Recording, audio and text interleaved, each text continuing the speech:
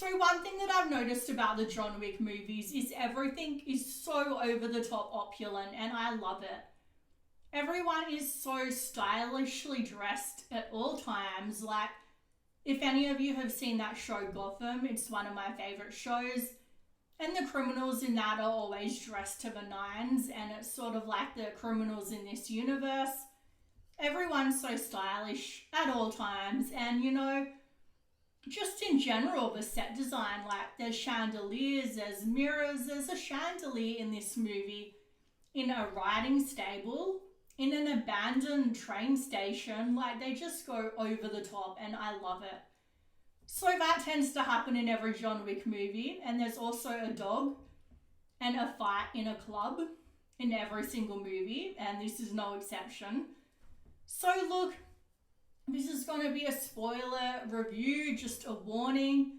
So if you could subscribe, like, comment, you know the drill by now, I would appreciate it. So John Wick has always been one of my favourite action movies. I've seen it so many times. I think the second one is my second favourite, and the third and fourth tie for me. But look, this one, it does feel like it's doing something different. I'll talk a bit more about that later as to why this feels a bit different and a bit separate from the other movies. But that's not necessarily a bad thing. I still really enjoyed this movie. I do have a few negatives, but we'll go into that a little bit later. But still, mainly it's positive. So let's start off with Winston. So John Wick Chapter 3 left us on sort of a cliffhanger as to Winston's intentions. Did he mean to kill John? Did he really turn against him? Or was he just trying to, like I thought personally, just to look out for himself? And it proved that yes, he was just trying to look out for himself. So I feel like Winston reminds me a bit of Littlefinger from Game of Thrones. Littlefinger is a character who's just trying to play the game. He's not necessarily trying to hurt people. Well, okay, that character kind of is, but Winston, he's not necessarily evil, he's just trying to get ahead. He's trying to put his own needs above everyone else's, and I think he's a really interesting character because he feels like he's grey, and I suppose that's a big theme of the John Wick movies, is that even the villains have shades of, good in them. Anyway, so we see him, he's having a conversation with the Marquis, however you say it, Bill Skarsgård's character, and he's not happy that Winston failed to kill John Wick. So as punishment, he announces Winston excommunicado and blows up the New York City Continental in front of him. And he also kills Sharon, however you pronounce it, the man that was always at the front desk, who I always thought was a really interesting character. And Lance Reddick, the man who played him, just died in real life, so rest in peace to him. So the Marquis, look, he was a really interesting character. I feel like he's the best villain this franchise has had, apart from Santino D'Antonio, who's a villain I really would have liked to see live on in John Wick Chapter 3. I would have liked to see more of him. It would have been interesting to have Santino face off against the Marquis because they're both so similar. They're both so arrogant, and they think they can do whatever they want whenever they want, and there'll be no consequences, and that would have been a really interesting face-off. But yeah, anyway, so the Marquis was a really interesting character. I saw an interview with Bill Skarsgård where he says that the character had sort of a rags to riches story, which I really wish they had explored and shown that. Like, I get that the high table and the hierarchy of the high table seem to be something they're purposefully keeping in the shadows. They don't want us to sort of know too much about that, it seems. But still, I would have really liked a bit more backstory into the Marquis' character. But anyway, I think Bill Skarsgård did a really good job playing him. The accent, the French accent, needed a little bit of work. At times, he was a little hard to understand. But all in all, he did a good job. I think he's a great actor. He's always been really good at playing villains, especially like Pennywise. So yeah, it's a pity that he dies in this. So I would have really liked to see him as well continue on to the next movie, if we do get another movie. So we'll talk about those things a bit more later.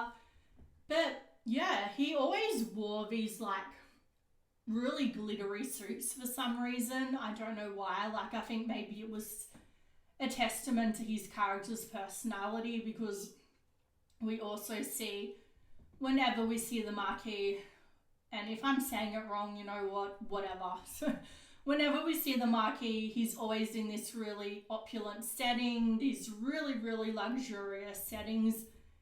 And I feel like the suits are meant to be an extension of that, of who he is, someone who's really enjoying his place in society. And maybe he feels the need to sort of show off a little because he came from a humble beginning. I don't know. But yeah, I really like those glittery suits, I have to say. So one thing that I did notice is that he seems to not be a fighter. He's very much somebody who gets into people's heads, because that is his strong point. So Donnie Yen as the blind assassin was amazing. So he was forced by the High Table, by the Marquis, to fight John Wick, who was his friend. So that was sort of uncomfortable that they were friends once upon a time. But Donnie Yen's character has a daughter who was getting threatened, so he really had no choice but to fight. So he was an amazing fighter, of course, so I would love to see him back if they make another movie. Scott Adkins, look, I feel like he didn't fit into this universe. He felt too over the top. He felt like he was trying way too hard. He just felt very cartoonish in a universe that, even though it has its problems, it does seem to try to be grounded in reality somewhat, and Scott Adkins felt just, yeah, too cartoonish. Honestly, he feels like he'd be more suited as a villain in the Gotham universe because he's so over the top. So when John Wick kills him, I was happy that he was gone, to be honest. So the tracker, the guy with the dog, who's an assassin that uses his dog to fight, that was a really interesting character. I didn't really know what to expect from him. We see him and John in a fight where, you know, he is basically just after the money, and there's now a huge bounty on John Wick, and I really like the tracker's interactions with the Marquis. He's basically demanding more and more money, and eventually he gets to the point where he's like, okay, I'm satisfied with this amount of money, now I'm going to go kill John Wick. So obviously that doesn't end well for him, but John doesn't kill him. And it's interesting, when they're fighting, there's this moment where John could have killed him, but instead he chose to kill the man that was attacking the tracker's dog. And the tracker was so grateful that John had saved his dog that he basically stopped trying to kill John.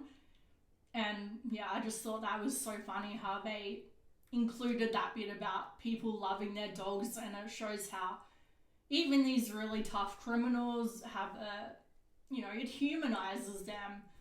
So he was interesting. I'd like to see him back if they make another movie. So when it comes to John Wick, the Baba Yaga himself, one thing that I thought was really interesting was that we see more of how selfish John can be in this movie. Like, obviously he's an assassin, he's not a perfect person, yet he's still seen as extremely sympathetic in the first 3 movies.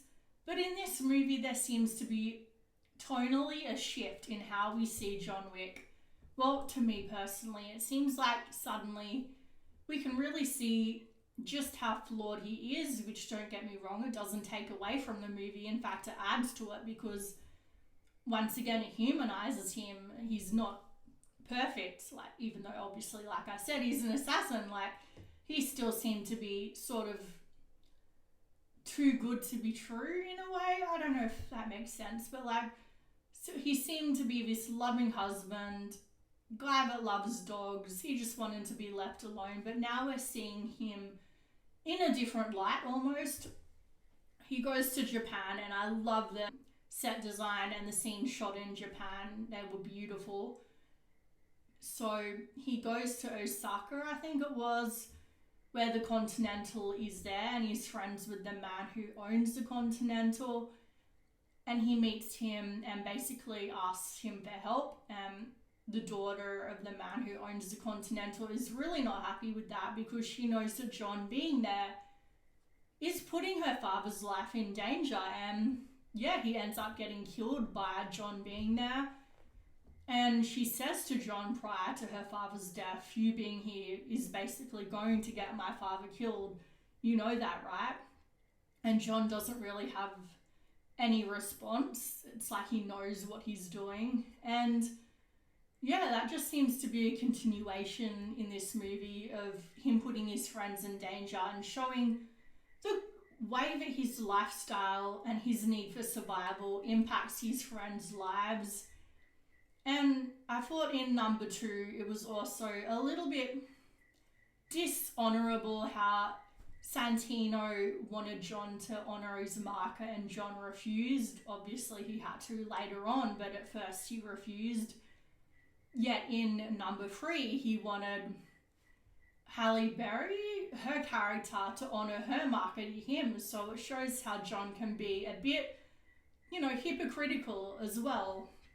That's not to say I don't absolutely adore him as a character, I definitely do.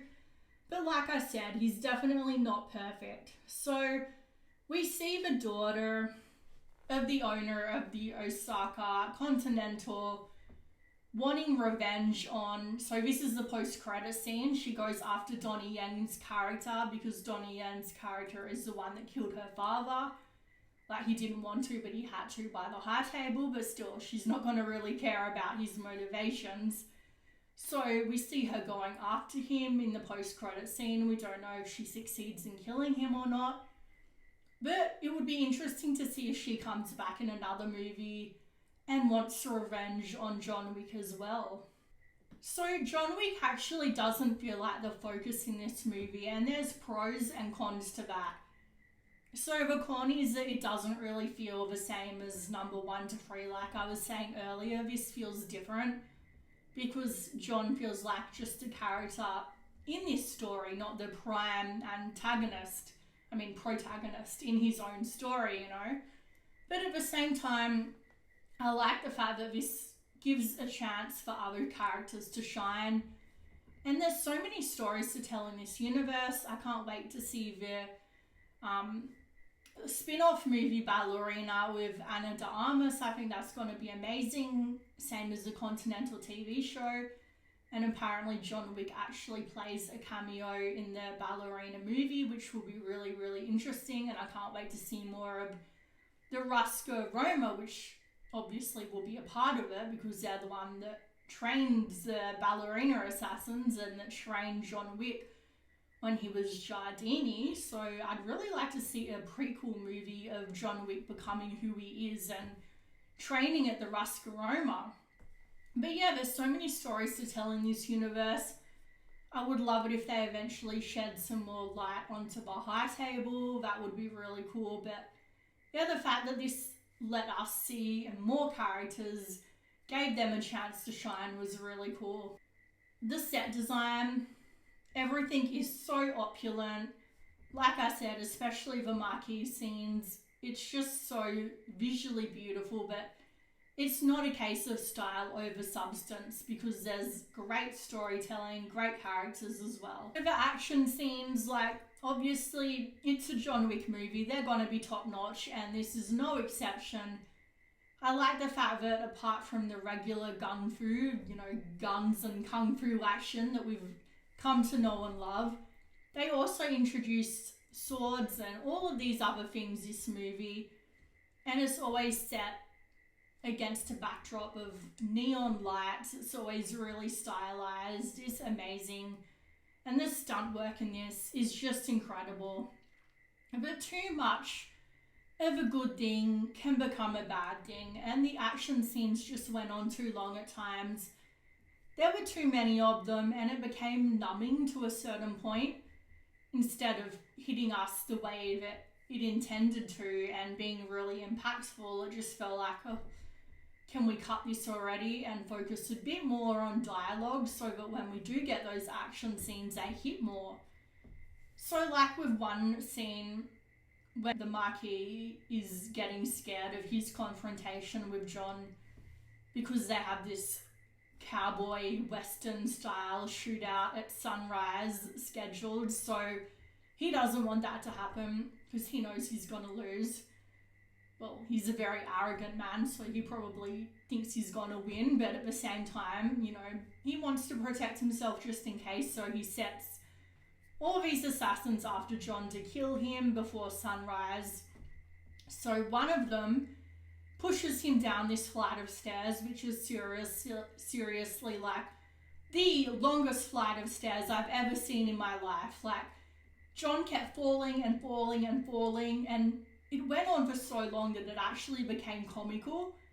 And I don't think they meant it to be funny, but we just see John Wick just falling and falling, and he should have been badly injured having fallen down so many stairs, but he was fine. And there was this scene in the club fighting scene that needs to be in every movie where he falls off the balcony, and he's fine in that as well. And everybody keeps dancing. It's like, yeah, somebody just fell off the balcony. Nobody even checks to see if he's okay. Like, I know people in clubs can be a little nihilistic, but still. Anyway, so he also falls out of this, like, third-story building. No joke, it was like the third story, I'm pretty sure. And he's okay. It's like Scream 6 levels of plot armor, because if you've seen Scream 6, you know what I'm talking about. He should have died so many times in this movie. And look, the John Wick movies have always been a little over the top, let's be honest. It's one of the things that we love about them, but in this movie it felt like it was changing direction into getting a little bit too much, a little bit too hard to believe. So the runtime, some people are complaining that it was too long. It was 2 hours and 50 minutes, but honestly, it felt appropriate for me. I didn't really feel the runtime. So the Marquis and John have their shootout. The Marquis dies, and John has some wounds that, even though he wins, those wounds turn out to be fatal, and he dies. Like, honestly, I don't believe that John Wick dies, but at the end of the movie, we see him free of the high table at last, and then at the very end of the movie, we see Winston and others at John Wick's grave, and I reckon they faked his death so that John can truly be free, because even though he's free of the high table, he still has plenty of enemies out there, so this gives him a chance to have true freedom if people believe that he's dead. So, yeah, it sort of gives the franchise closure if necessary, because maybe they're not sure if they're going to push forward with a fifth movie, so this sort of gives us an ending if needed, but at the same time, if they do have a fifth movie, there's a million different ways where they could go forward with that. So, all in all, I had some complaints, but this is still a very enjoyable movie. Definitely one you're going to want to see on the biggest screen possible. So I would give this a 9 out of 10. So let me know what you thought down below. Please comment, subscribe, all of that. Anyway, see you next time.